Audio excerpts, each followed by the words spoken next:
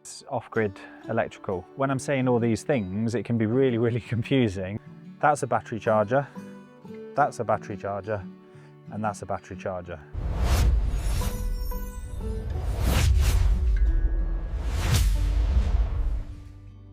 Hey, so one of the questions we get asked a lot, like a hell of a lot, is off-grid electrical. You know, what to do, how to keep it safe.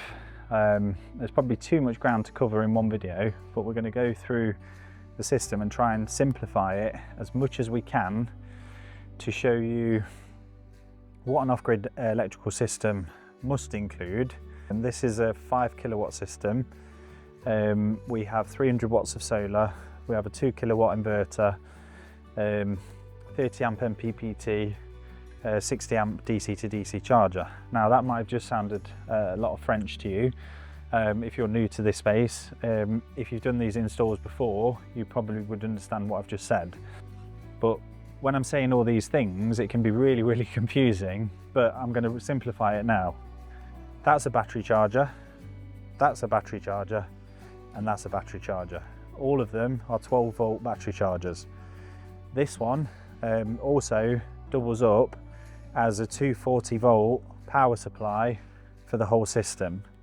So battery charger, battery charger, battery charger. Yeah, so this is a solar charger. So it's a solar battery charger. So it will charge your batteries from the solar system. Without overcomplicating it, this could also power your 12 volt electrics. So you've got here, the power is coming in from your solar, the power going to your battery is here, and then the power going to your 12 volt system could be coming from here.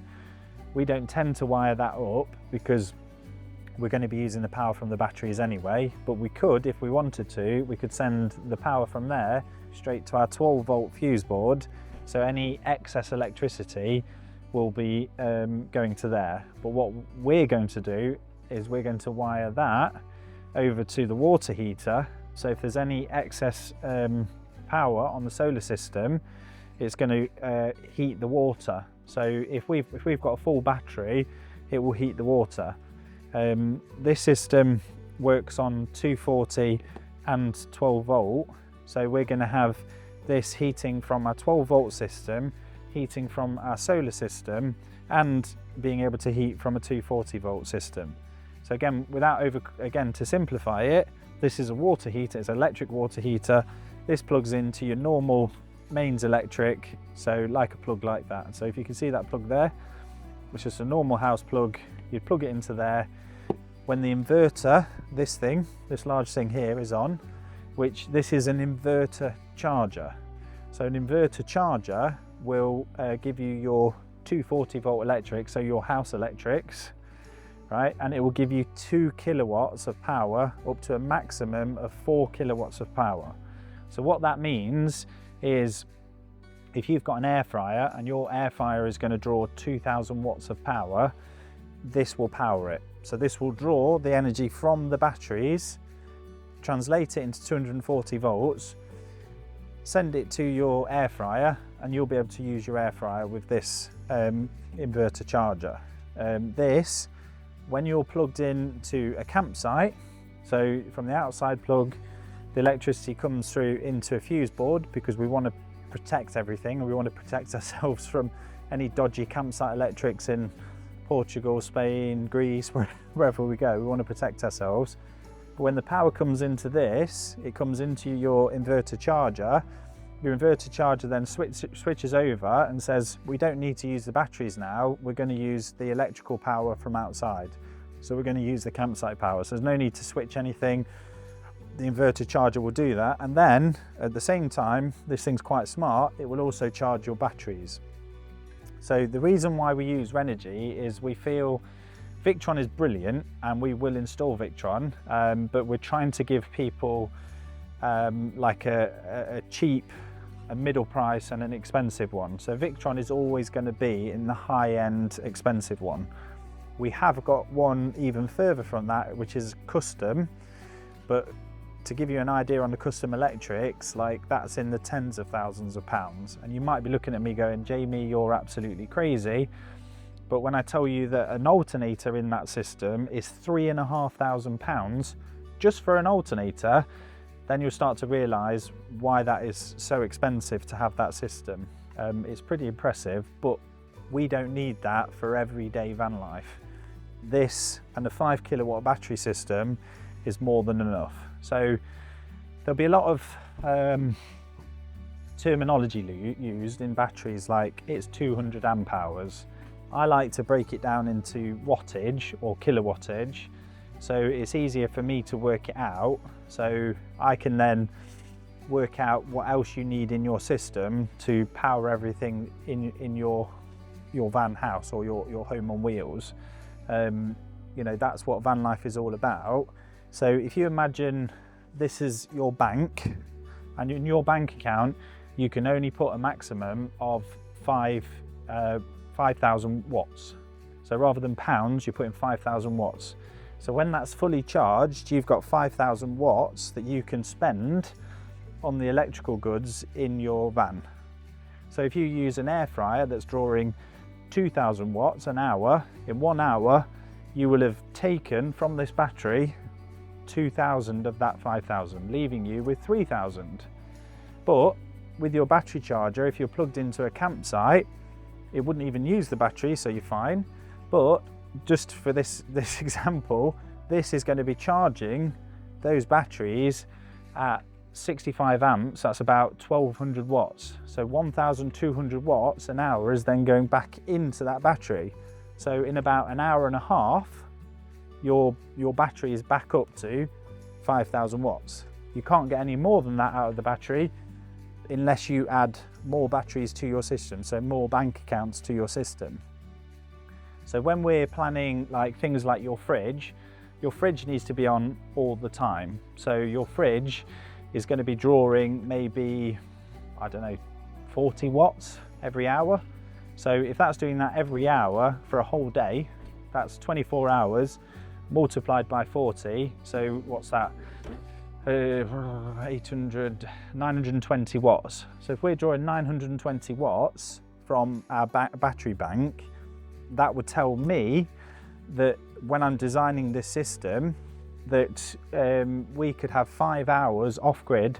That's not driving, that's not getting anything from the solar, that's not getting anything from a campsite. We could be off grid for 5 days and it will power the fridge. So we will have cold water, cold milk, you know, all your meats will still be in date. You can have ice creams. But as soon as I start driving, this charger, the DC to DC charger, this battery charger then kicks in. And when this battery charger kicks in, we're then topping that battery bank up by 800 watts. So if we drive for an hour, we've now topped that battery bank up by 800 watts. So we're always charging those batteries, charging and discharging, charging and discharging. And the reason why we use lithium is lead acid, you can only use realistically 50% of the battery. And most people don't realise that. We've had some installs that we've done with lead acid and they've not gone very well. So basically what's happened is the customers come back to us and gone, my battery's dead. And what that means is they just keep drawing more energy from the battery than the battery can handle. It flattens that battery to zero. As soon as that battery is to zero, it takes a lot to recover it. You either need some complex battery chargers to bring the battery back to life. So again, without getting into the complicated things, you can't really go past 50%. So if you had a 5 kilowatt lead acid battery system, you would only be able to use theoretically 2.5 kilowatts. So there's a weight issue there, because a 5 kilowatt lead acid battery system would be twice the weight of this, and this is I believe 40 kilos. So you'd have 80 kilos, maybe even more than 80 kilos, maybe even up to 90 kilos in batteries, but you can only use half of that battery capacity to maintain the health and longevity of that battery.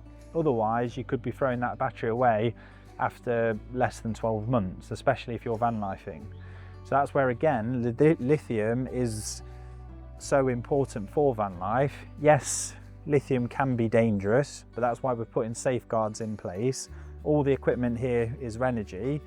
The Renogy's got a safeguard in for overcharging. So the only time this becomes dangerous is if you stabbed it with a knife or you whacked it with a sledgehammer or something like that. Like which is why we need to strap the batteries down, we need to box it in, we need to make it as safe as possible. So in the event of an accident or anything like that, it's not going to blow up basically. But the chances of that blowing up are slim to none, but you've still got that possibility with a lead acid battery. The only battery that you can get that's safer than that is a solid state battery, and a solid state battery will charge at a much faster rate than that, but they've been proven up to a pickaxe being used on them, and they haven't exploded. They've also proven that dropping them, they haven't exploded. They've even overcharged them, they haven't exploded. But for a solid state battery, to put it in perspective, would be £2,500 for those two batteries.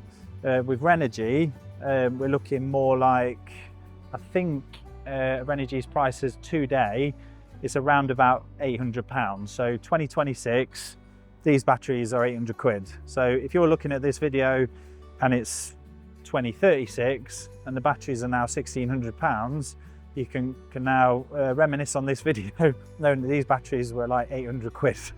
But you know, these are the prices today. What will the prices, if the price of lithium comes down, maybe the price of the batteries will come down. So the kit here is quite expensive. You've got a 2000 watt inverter, that's typically £400. Your Renogy MPPT, that's typically about £200. Your Renogy DC to DC charger, that's typically around £200. We have a Renogy shunt. So again, a Renogy shunt is all that's doing is measuring the current that's coming out of the battery. So what's being drawn out of the battery, and then it's telling us on the wall up there, which you can see in a light green up there, it's just telling us what we're drawing from the current system. So what are we taking out of the current system, and also what we're putting into the system. So rather than us having to do those difficult calculations that I was doing in my head and telling you on this video, you wouldn't need to do that because that's telling you everything that you need to know. So when we set up the system, we set it up to a 5 kilowatt system, and then that will know how much power we've taken out of the battery and will tell you your battery percentage, like on your mobile phone. So when your mobile phone battery is getting low, and if you're so for us, when we were traveling, and we were traveling for 4 years, this is the system that we had, and it worked exceptionally well. We had 300 watts of solar on the roof.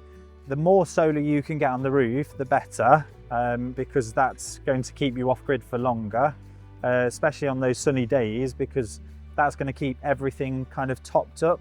But solar's never going to keep you off grid forever unless you can install like a 1 kilowatt or a 2 kilowatt system on your roof, if that makes sense. Because if you can install a 2 kilowatt system on your roof, it'd look like a plane, because you'd need to have that many solar panels. You'd literally have wings and you'd probably take off somewhere. So that, hopefully that gives you a perspective as what we're doing. Everything's fused. Cable sizes are important as well, but I don't want to cover that in this video. Isolators are important because you need to isolate. So if you're doing any work on your system, you want to be able to isolate it. If you've got a fault in the system, you can isolate it, and that will just stop you from basically setting fire to a 30, 40, 50, 60, 70, £240,000 investment into a van, you know, and that's how much you can spend on a van, which is unbelievable really. But you know, you don't want that going up in flames. You want to know that you're protected, and if there is a fault, you want to be able to isolate it, try and find out where the fault is. If you've bought one of our vans, you'll just call me up and I will try and sort it as quick as possible over the phone. If we can't sort it out over the phone, we'd ask you to come back here and we'll fix it. You know, what more can we say? So everything gets fused up, everything gets isolated. We've got mega fuses, which can be, you can get them from most countries. We've got the blade fuse holder here. There are more expensive systems that we install, which will go, this is a system with the Renogy 1, so all of this kit will tell us information on the Renogy 1, and we can like monitor everything, we can change settings and things like that, so that's quite cool. You can also do it through the app, similar to the Victron stuff. Yes, the Victron stuff is better for that, but you know, Renogy is a good kind of middle ground. So I think I've covered everything. If there's any questions you've got, put them in the comments below. I'll try and answer anything. We're also offering a free consultation. So if you've had an electrical install, or you're buying a self-converted van, or anything like that, have a look on our website. We've got a link to just booking an hour's consultation. We'll go on that hour's consultation. We'll give you as much advice as we can to help you either avoid buying a lemon, so something where the electrical install is not safe and you're going to have to spend a lot of money to get it right. You know, we've had van electrics which have used housing electric cables, and again, I'm not going to do that in this video, but that would be quite an interesting video. You know, cable sizing, that would be a good video. How to secure your cable lugs. Like everything here you can do DIY, and we will be including that in our Ivea school platform, so watch this space. I'm just trying to think of any other questions, but like I say, if you've got any questions, put them in the comments. We'll try and create videos, one every week, to explain or answer those questions. So thank you ever so much. I hope you have an amazing day, and let's get on with it.